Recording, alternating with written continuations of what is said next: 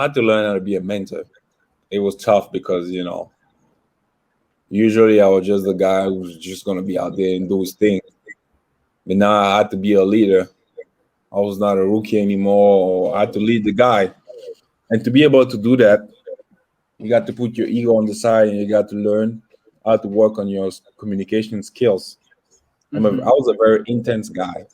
I'm Yeah. probably still, but I had to learn how to talk to some guys because you can't just go out there in front of some guys and be like, "Come on, wake up."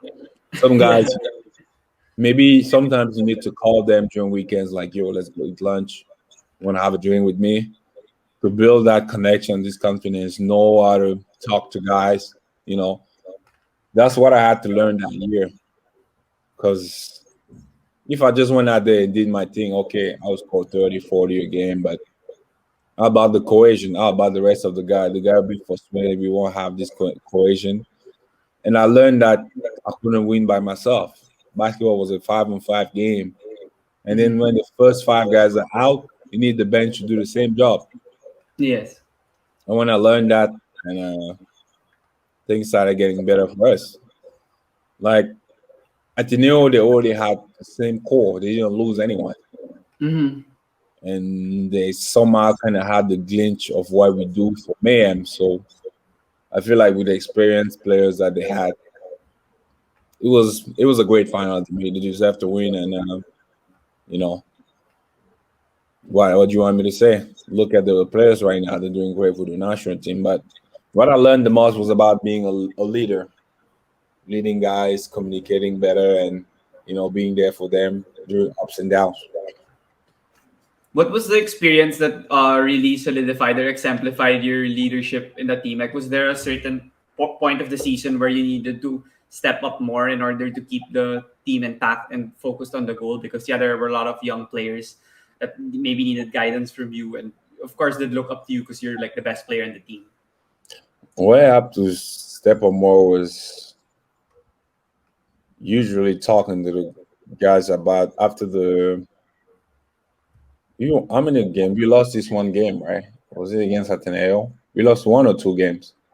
Yeah, I remember. I think you guys lost a couple of games. I I think it was think you lost during. to Ateneo in the first round, or No, we lost against Ateneo on this other team. Was he Adamson? No, not Adamson.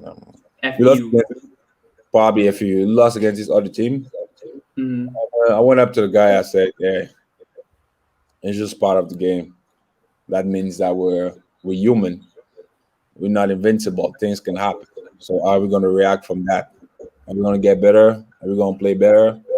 Or we just going to chicken out and then throw our season away?" That's when you got to have the pep talk with the guy. You got to reach out to the guy off the court, like, you want to hang out, you want to do this, you want to do that. That's when you got to be able to start things. You got to be like, okay, I will do it. I'll go up to them and try to do it. That's what I just try to do because some guys emotionally and mentally were a little bit weaker than others. And that's why we say it's a chain. There's a stronger link and the weaker link. If you're the stronger one and you see that one is struggling, try to have his back and help him. That's what I was just trying to do. It's great from you. And I just looked up at it now. I remember I was in that game live. You guys lost to UP in MOA. Yeah, When, UP. yeah, UP. And you had like four threes to start the game after the FIBA Africa, wherein you Yeah, played yeah. small forward, I think. And then when they came here, first game, you shot four threes. They were like, he's so much better than he was in season 79. He has a consistent 3-point shot. But then, yeah, that was a really tough loss because UP wasn't like the UP now with consistent Final Four contender, Finals contender. So I think it was shocking for everyone to see you guys lose to them the first round. So I guess that's great leadership from you guys. But then entering like the latter part of the season, the Final Four and the finals, what do you think was the differentiating factor when Mayatene won? Was it just because their core was there and they were it was intact and they were able to beat you guys because of their continuity, or was it something else that really you could have done better as a team in order for you guys to actually win that game three that you could have won? I would say it was about experience and cohesion. Mm.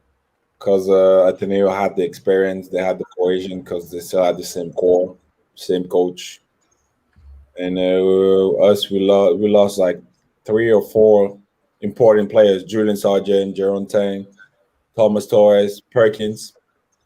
That's 4 starter. That's Mhm. a lot. So we lost a lot, and I'm not gonna say we lost because of that, but Yeah. it's heavy on the team to lose 4 players. So I feel like maybe it made a lot of difference. And coming into the game, into the next season, some of the other guys were able to step up, but still, Yes. you know, there was still a little bit of thing missing. But it's part of the game. I think it was better prepared, and they were able to counter our main defense well. So kudos to them. Yeah. And one of the things I noticed also from season 79 to 80 in your individual play was I think you mentioned it already previously, was your versatility. Whenever they do the mayhem press, sometimes you're the one in front instead of the guards because, yeah, I think the point was you're athletic and you could disrupt the flow. Like if Matt Nieto's the one crossing the ball, you could kind of, he couldn't see because since you're taller than him and you could still move laterally with him. And there were also times that you were the one on the middle because you'd be the one trying to catch the outlet passes. And those were some of the stuff I noticed. And sometimes, yeah, and even in half court sets, you'd be tasked to guard 30, I believe, or sometimes you'd Yeah. guard Chibueze, Ike, or Isaac. So basically, any role given to you by Coach Alden, you could excel on it. And not everyone has the ability to do that. So how did you have that final how do you have that mindset to succeed in that role, or how did you work for it as well? I would say it was all about preparation. You gotta Mm, prepare yourself to be able to do that. And I'm not gonna lie to you, I had to do a lot of extra work because to be able to be big, tall, and have the versatility to guard from 1 to 5, you had to do a lot of extra work, footwork, agility work, mobility work. I had to do all that. I had to run extra. I had to stay in like 30, 45, or maybe an hour after practice. Being a leader is not always about just talking. It's about showing also how you work. yeah, I for was sure. so happy because some guys like were able to follow my footstep, like Santillan, like Baltazar. Yeah. The guys that are doing super great right now, and I'm so Yeah, happy in the for them. PBA and then So Mbila. is I was able to like show them the way because I had to Mhm. work. And then when you know body wise, mentally wise, you're ready, then it's easier to do it. Your body will follow up. If you put your mind into something, your body will just follow up. And that's what I try to do.